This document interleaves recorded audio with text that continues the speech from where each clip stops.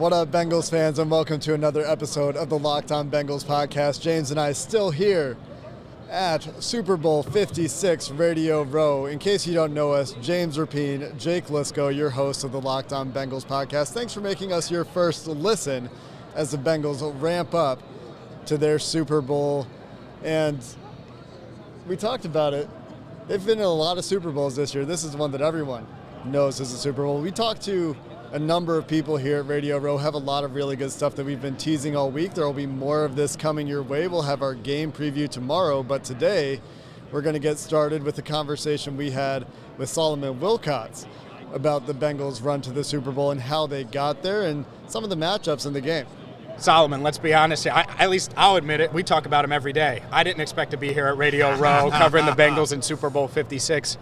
What did you think, or what do you think about this team and their path from 4-11-1 last year to Super Bowl 56 well, this year? First of all, Wilcox, he is the architect and the inventor of the BioHeart monitor.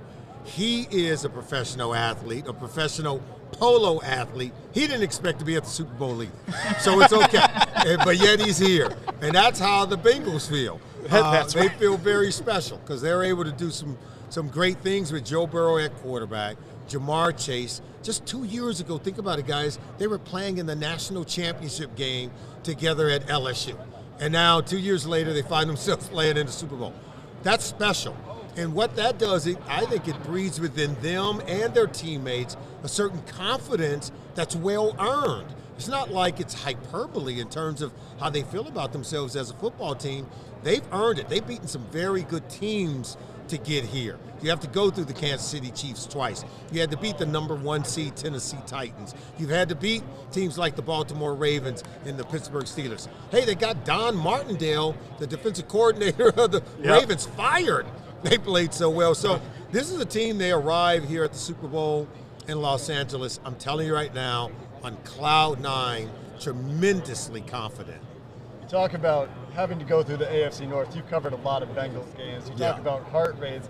How about Joe Burrow? I want to get one of these on Joe Burrow on the sideline, man. You heard Super cool, right? Yeah, you heard Patrick Mahomes. They had a heart rate monitor on him during a game. His heart rate was higher watching his defense than when he went into the game with a chance to win the game.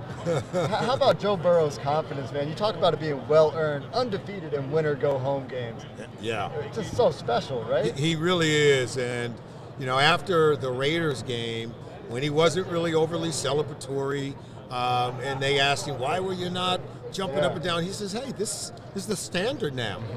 You could expect to be doing this from here on out. He was saying, for the rest of my career, Cincinnati Bengal fans, get ready because this is what we're going to be doing. We're going to be playing in the tournament called the playoffs and seeing if we can play in championship games.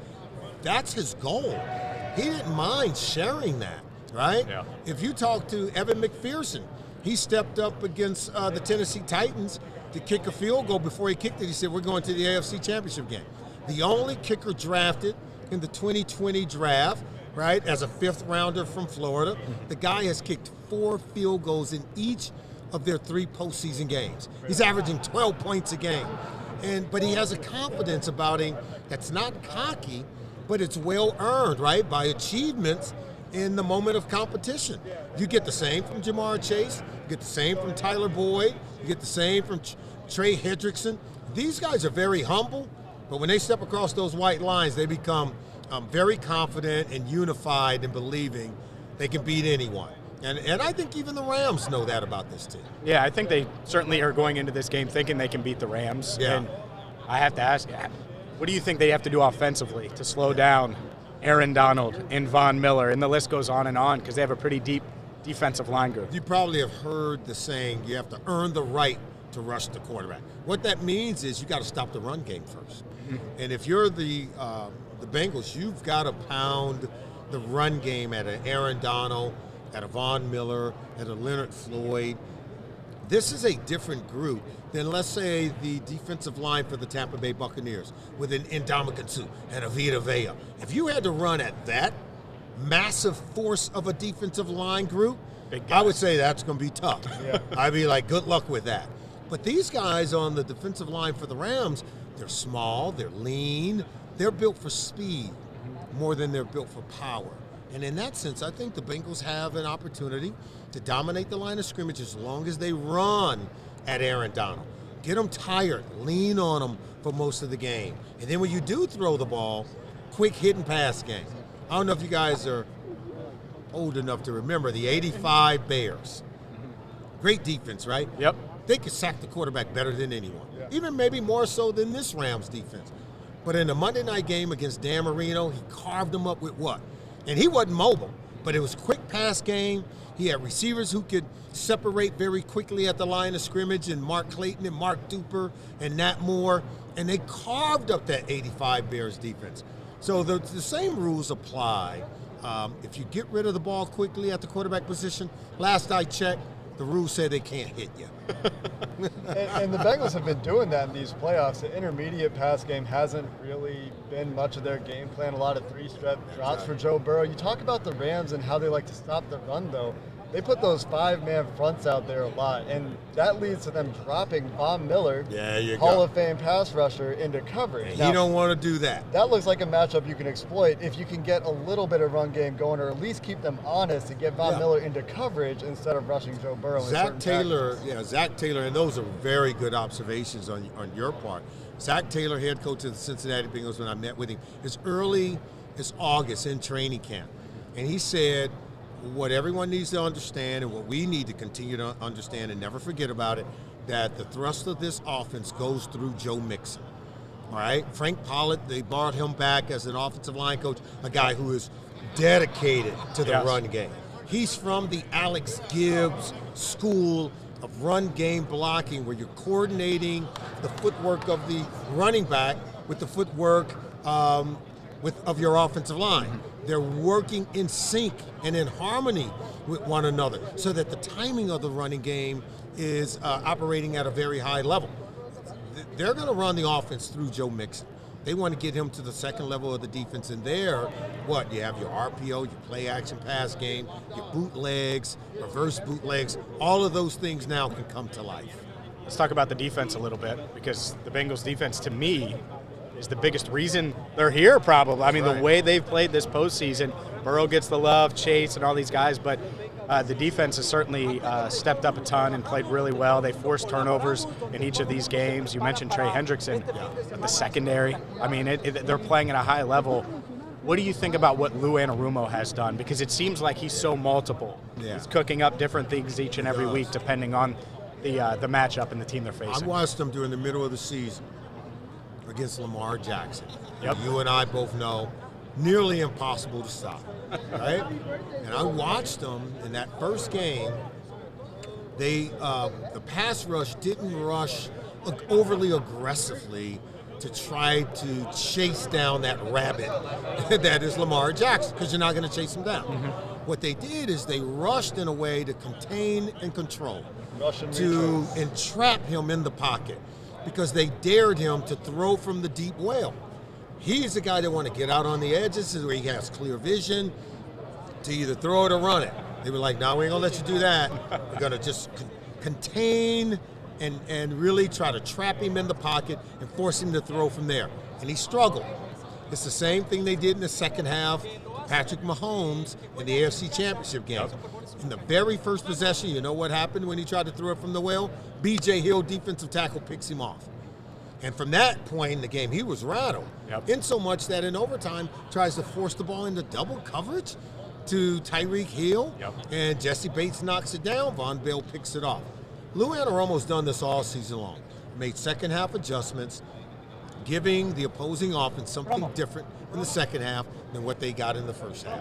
And it starts with the pass rush, but it also starts with the secondary that has ended every single one of their postseason games with an interception, right? Off Derek Carr, off Ryan Tannehill, off Patrick Mahomes. So don't sleep on Lou Anarumo. Don't sleep on the Cincinnati Bengals defense. They've made enough plays to get them here. And listen, I can tell you this. Matthew Stafford's going to throw us one. He's good for it, He right? tries to do it, He tried to do it in the NFC title game. The difference is we're going to catch him. when he throw it to us this time, unlike the 49ers secondary, they didn't catch it when he threw it to them. Good stuff from Solomon Wilcots. Up next, another former Bengal. This time on the offensive side, I go one-on-one with Hawk. Andrew Hawkins joins us next right here on Locked On Bengals. But first, I have to tell you about GetUpside, the incredible app that's going to save you money every time you fill up at the gas pump. And all you have to do is grab your iPhone, grab your Android, and download it right now. GetUpside, GetUpside. Use promo code TOUCHDOWN. You're going to get up to 25 cents back per gallon cash back every time you fill up. Why not save every time you fill up? Gas prices, they're expensive, especially if you're in California for the Super Bowl. Save money right now with the GetUpside app. Again, use promo code TOUCHDOWN to get up to 25 cents cash back every time you fill up with promo code TOUCHDOWN. GetUpside. This episode of Locked On Bengals also brought to you by BetOnline.net. They've had you covered the entire football season. They'll have you covered for the Super Bowl with all the props we've been talking about this week here on Radio Row, and there's a lot of fun ones, although we have heard some consternation about betting on the coin flip. So make your own decisions there. But if it's not the coin flip, plenty of other props, odds, and lines for you at betonline.net. They will have you covered for the NBA season, the NHL season as well once the Super Bowl is finished. And of course, mixed martial arts, boxing as always, also on betonline.net. Go check out all of the great offers right now. Don't miss out for the 2022 season and year at BetOnline, where the game starts. Back at Super Bowl Radio Row ahead of Bengals-Rams Super Bowl 56 with my man, Andrew Hawkins. And let's start with this. How the hell did the Bengals get here? That was the first thing you said. Can you believe they're here? They're here. They're playing in the Super Bowl. It's wild, man. It's exciting. I don't think anybody, even if, like, again, we know how good Joe Burrow is. We know how good this team is, this young nucleus. Even the biggest Bengals supporter, I can't say that they confidently felt like the Bengals would be here this soon, right now in this moment. So, I mean, it's awesome, man. It's cool even just walking by the NFL shop and seeing all the Bengals gear and just the LA streets lined with Cincinnati and it's just wild, man. It is. It's wild. Did you ever envision? I mean, I imagine you did, but did you ever envision that? Because you grew up a Bengals fan because of your brother. Yep. You played for the Bengals when they were going to the playoffs. Yeah. And they were good. Did you ever imagine going to the Super Bowl as a member of the Bengals? I mean, I don't know if I ever thought that big, to be honest. I mean, because I was a Bengals fan as a kid when we were doing 2-win, 3-win seasons. Yeah. The playoffs was like a Super Bowl to me. Yeah. You know, like getting to play for the Bengals in a playoff game was like, yeah, I'm good. I don't care what happens after this. That's a dream come true, because I remember praying for winning seasons for Cincinnati, you know? And so to see them where they are now, I don't know if my mind, even as a player, was like, this is a real possibility. It was like always step one, let's get to the playoffs. And we got there and it was like, oh, well, let's try to get a win, right? And so I think that even them busting through, if they only won one game this season with this team, it would have been a massive success for the franchise. If they would have just beat Tennessee, oh my gosh, can you imagine? Yep. To win the AFC Championship, and that's the thing about this game. Like, I don't want to say they're on house money because they really have an opportunity to win, but I mean, this is a season Bengals fans, no matter what happens from here on out, will talk about for the rest of their lives, right? Like, this is a part of that history, and that's really cool to witness. Because it's so unexpected. Exactly. So unexpected. Exactly. And there's beauty in that. What went through your mind after they beat the Raiders? Jermaine Pratt catches the interception. Yeah. Joe Burrow's like, we're not going to celebrate. This is what we expect. This is the standard, given the history that you know very well. I mean, I think that is there's no more perfect illustration about who Joe Burrow is and why he's such a special player, because it's very easy to go into these games or situations and say, hey, we're just happy to be here. We're going to give it our best and see what happens. No, like Joe Burrow, he's that confident. He really is that kind of guy. Like, even, I interviewed him at the Combine before he was drafted, and I remember meeting him, and I interviewed all the quarterbacks, and he stuck out like even from all the pack, just his confidence, you feel it. And it's not a fake bravado. It's not trying to convince you he's confident. You can just see, like, he knows his place in the world. And, it's like you could tell his parents did a great job of putting him. He has a confidence that is even uncommon just by human standards, not even just NFL players. And I remember seeing Darren Simmons at the Combine, and I was like, hey, trying to tip his hat one way or the other. I'm like, I don't know what you guys plan to do, but I don't know if I've ever seen a rookie coming in who could probably command a following the way Joe Burrow could do in the locker room. And Darren kind of gave me just a look and just kind of kept walking. But so to see him now and those sound bites of like, hey, get used to this. It's not fake. It's not for the cameras. It's not to be cute. Genuinely who he is, genuinely how he views himself and his team, and the rest of his team you can tell follow his confidence that way. And then that's why looking at this game, and you could easily say the Rams were built for this. They go get OBJ. They traded for Von Miller. They traded for Matt Stafford and Jalen Ramsey. And it's all led up to this point where they're all in to win right now. Super Bowl 56 in L.A. I think the Bengals have a chance. I think they do too. I think the Bengals definitely have a chance. I think they have the talent. The biggest question mark will be, can you protect Joe, right? Aaron Donald is the best football player on planet Earth. And I believe that wholeheartedly, and I think that... You were high on him pre-draft. Always. I've seen him. I've seen the way he, there's just certain people that are just built for certain things in life. Aaron Donald, you couldn't make a football player in a lab with the mindset, ability, strength, all of it is just perfect. It's similar to Joe Burrow. You can't duplicate a Joe Burrow. I don't care how great someone's arm is or how their tangibles are. You can't duplicate the perfect makeup. Aaron Donald is like that as a defender, and so it's not a matter of stopping him. It's a matter of how do you game plan him, mitigate him, maybe slow him down because he's going to get his plays. He's going to wreak some havoc. But I think Joe Burrow is in a good position to kind of overcome that and adjust, which he does very, very well. Double teams, chips. Man. But that doesn't even, it's quick game. Get the ball out of his hands and, I don't know, maybe do a magic trick, do something to get his eyes in a different direction. But, I think they have a chance, man. I think they have a really, really good chance.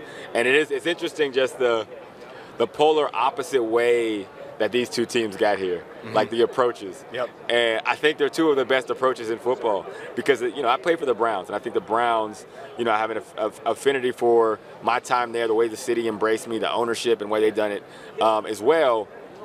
I love the fact that the Brown family said, this is how we're going to build a team, and our time will come. And think of all the other franchises that have done it a bunch of different ways over the last 20, 30 years, 15 years. And here the Bengals are. It's worked. It's like, hey, it's like Novocaine. You give it time, it always works. We'll get there. And they got their guy. They got their young team. And now they're primed to go on a dynasty-like run because they're only going to get better. That offensive line, you know exactly what you need to address next year. You don't need any help at receiver. You don't need any help at running back. You don't got to be looking for a quarterback. Your defense is good. Your defense is going to get better. Your O-line is going to get better. And that's scary for a lot of teams in this league. Last thing, Jamar Chase, Jalen Ramsey. That's a matchup a lot of people are talking about. Break it down for me, because Jamar's been amazing, but, Ramsey's a different dude. Jamar has been amazing. What the Bengals have always been great at is finding wide receiver weapons. Probably, I would say... Like Andrew Hawkins. Like Andrew Hawkins, man. I mean, and, I'm not going to act like I'm Hall of Fame caliber, but there weren't a lot of teams that were going to get a value out of a 5'7" CFL receiver and say, okay, well, I see the value in this, and pairing him with the likes of Marvin Jones, Mo Sanu, A.J. Green. They've done, I say between them and the Steelers, they've gotten the most value picks out of wide receivers that they've been able to do. And I say that because Jamar Chase going against Jalen Ramsey is the sexy headline that they'll go with. The reason why I don't think Jalen will match on Jamar is because T. Higgins is a number one receiver that you were able to get in the second round. And if you game plan against Jamar, Tyler Boyd is one of the best slot receivers and probably the most underrated receiver in the National Football League over the last 5 seasons. Uzama down the middle of the field, Mixon out of the backfield. What makes them special is that you can't take one receiver away, and you have the right quarterback who understands that his number one receiver is the guy that's open. And he knows how to find him. So, we'll see if he can find him on Sunday. There you go, man. He's Andrew Hawkins. Check him out. NFL Network, on everywhere, Twitter, man. @Hawk, everywhere. Check him out everywhere. If you have a job, call me. I'll probably take it. Appreciate the time. Absolutely. Thanks for having me, James. Good stuff from Andrew Hawkins, my man, Hawk. Hopefully you enjoyed that one, but we're not done here at Radio Row. Up next, he goes one-on-one. Jake Liscow goes one-on-one with Mike Renner of Pro Football Focus. But now it's my favorite part of the show because it's Built Bar time. The #1 protein bar on the planet. You hear about me. You talk about them all the time. Hopefully the Bengals have eaten their fair share of Built Bars in preparation for Sunday's big game. High in protein, low in sugar, low in calories, perfect for you. I'm going to get my man Ross Jackson a bunch of Built Bars for the work he put in this week. So make sure you go there now, built.com, and save 15% with promo code LOCKED15. The best protein bar on the planet. High in protein, low in sugar, low in carbs, or low in calories, and you're going to save money on it. You got to get there right now. Don't delay. Built.com, promo code LOCKED15. We're also brought to you all week by On Location. We're late in the week now, but if you're trying to get to the Super Bowl and you're trying to get true 50-yard line seats or take part in some of the other really cool events happening in LA with A-list musical talent, or to celebrate with the Bengals after they win, you got to get to LA, and you got to get there with On Location. Don't deal with all the third-party vendors. The prices are crazy out there. You can lock it in today, again, with On Location. You can find them at onlocationexp.com/SB56, or just search Super Bowl On Location to get all the details for all the great stuff that they have in store for you. Don't even have enough time to talk about all the cool stuff on offer with On Location. Again, onlocationexp.com/SB56, or just search Super Bowl On Location. We're now joined by PFF's Mike Renner, friend of the show. You've seen him before. We're here on Super Bowl Radio Row. Mike, how's it going, man? It's going great, man. Been a fun week. Cannot believe the Bengals are here. They can't, like, living down Cincinnati, it just never registered that it was a possibility. But now we're here. It's great. Never registered? Like at Okay. some point it registered? At some point it registered, but it was like not until probably after the Titans game that I was like, this could happen. It was not, going in the playoffs. I was at the Raiders game. I'm in the stands, and I'm just like, that was their Super Bowl. Winning a playoff game for the Bengals was their Super Bowl. And so anything after that was icing on the cake. And they continued. So I want to ask about some players on the team that I know you've had in your draft guide. But before we do that, most important question is, how many Super Bowls have the Bengals won this year as proclaimed by opposing team fans? No, okay, so Steelers sweeping the Steelers to the Super Bowl. Sweeping the Ravens was just the first win against the Ravens, I think, was the Super Bowl. I think it was, yeah. So then the one playoff win was the Super Bowl. Chiefs regular season was the Super Bowl, and then also Chiefs playoffs was the Super Bowl. So they're ringing up banners, dude. How many rings is that? If they were the Colts, they would have like 5 banners up by now. That's a lot of Super Bowls in 1 year. So obviously the talk of Cincinnati, Joe Burrow and Ja'Marr Chase to a significant and similar degree, that the two guys that are making this offense go. You've written about these guys as draft prospects and have watched them blossom in the NFL. Joe Burrow breaking sacks from Chris Jones, is that something that you saw coming when you did his draft profile at LSU? It was. And that was one of his biggest selling points. It's like, he's not an athlete in terms of, like, you're not putting him as an option quarterback and using him in that regard. But he is athletic in that he can do things like that. He can every now and then create. Doesn't have to be, the stoic pocket passer of Tom Brady, who everyone loves comparing him to this week. Like, he adds more than just that. Adds a playmaking element that is why Joe Burrow's Joe Burrow. I think that the Tom Brady thing, there are some similarities, right, in the way they carry themselves, although I think Joe Burrow might eat strawberries, in the way that they move in the pocket. Where do the similarities end, in your opinion? Because it seems like Brady's throwing the ball harder than he ever has in his last year. Yeah, I don't honestly love the comparison. Brady has a much stronger arm than Joe Burrow. Brady is far less escapable. Like, he moves well in the pocket, but he does not actually break tackles in the pocket. Exactly, and he is not breaking out. He operates, I would probably say, even quicker than Joe Burrow, although Joe Burrow year 2 versus, Brady in year 20 is not a fair comparison. Right. But I do think from a number of levels, like, Brady doesn't attack downfield the way Burrow does. Like, Burrow is not a dink and dunk guy by any means. Like, he wants to attack past the linebackers and past the safeties. He wants to attack the areas of the field that, he wasn't supposed to attack with his arm coming out. So I think that's the bigger differences. The intermediate game has been huge for Burrow. That hasn't been as much of their playoff run. I think a lot of that is to do with the pressure he's dealing with. He's trying to create off script, but so much quick game, 3-step drops, hit the vertical ball, hit the underneath stuff. So we'll see if that continues. And with Aaron Donald and company coming to town, probably going to have to mitigate that to some degree with those guys. But how about Jamar Chase? This is a marquee matchup on the outside of athletes in this game of high-tier players at their position, strength on strength, Jalen Ramsey, Jamar Chase. The Rams are not afraid at all to leave him on an island outside. Yeah, and truthfully, I don't think it's a great matchup for Chase if it is going to be Ramsey following him, but that's kind of the beauty of having Jamar Chase, T. Higgins, and Tyler Boyd. Right. You have options. And it's like, yeah, if you want to put Jalen Ramsey on Jamar Chase, by all means, we'll just hit deep balls to T. Higgins on the other side. Like, we got T. Higgins against Darius Williams then, 5'9". Yeah, exactly. Like, we got a little mismatches then if that's how you want to play it. So that's, hats off to Duke Tobin for saying, yeah, we have Tyler Boyd and A.J. Green, but let me get more for my guy in Joe Burrow, in drafting T. Higgins last year, drafting Jamar Chase this year. And that's why they're here. Like, they don't draft Jamar Chase, they don't draft T. Higgins.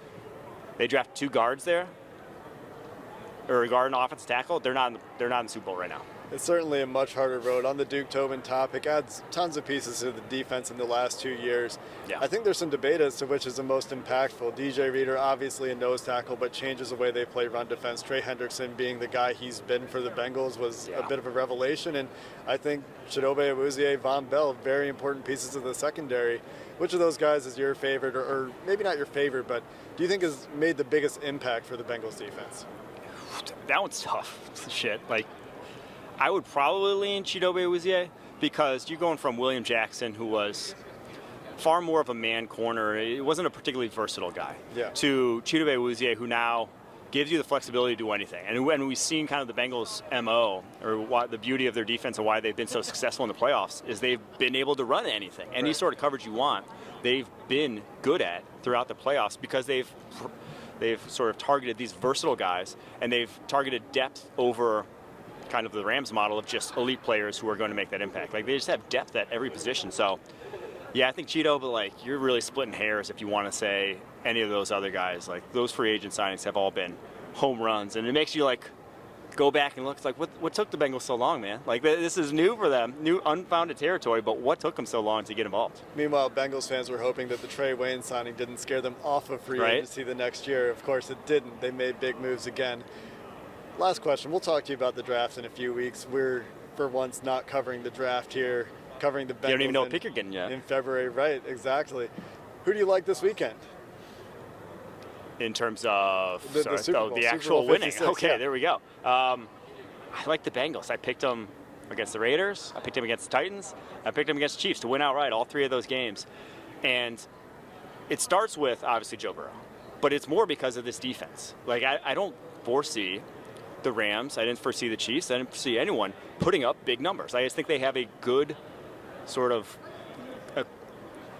a good wealth of talent that there's no weak links to really expose. Is kind of the biggest thing. Like, yeah, we saw the first half of the Chiefs game, like the game plan that they came out with dropping 8 and the zone coverage they were doing got a little exposed. Then they played drop 8 man the second half, completely switch up the script, and that's all of a sudden what shuts down this Chiefs offense. So they have answers for everything that the Rams could throw out. And Joe Burrow is just like a different, like the city of Cincinnati is behind him. Like, it just means they're like living on not borrowed time. They have nothing to lose. There we go. That's what's the one I'm looking for. Whereas the Rams, their backs are against the wall. They don't win this, that's it for them. This is like their Super Bowl, literally, but like this is the last run for them with how they've built that roster. That was Mike Renner from Pro Football Focus. He's got some great stuff from Radio Row as well. Make sure you check all of that out. And we've got a game preview coming up tomorrow, James. We're going to have a lot of bonus episodes this week, and one of them is going to be dropping tomorrow. In addition to that, we also talked to some other former Bengals, and all that stuff still coming your way. Until next time, Bengals. No, hold on. Turn on your alerts on YouTube. Make sure you do that because we're gonna hammer you. All right. There's gonna be a lot that you're gonna want to consume between now and Sunday, and it's not just the normal 5 episodes.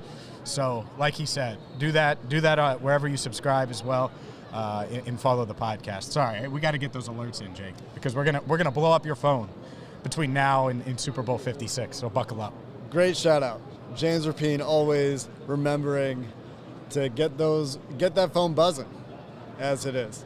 Until next time, Bengals fans, hoo day, and have a good one.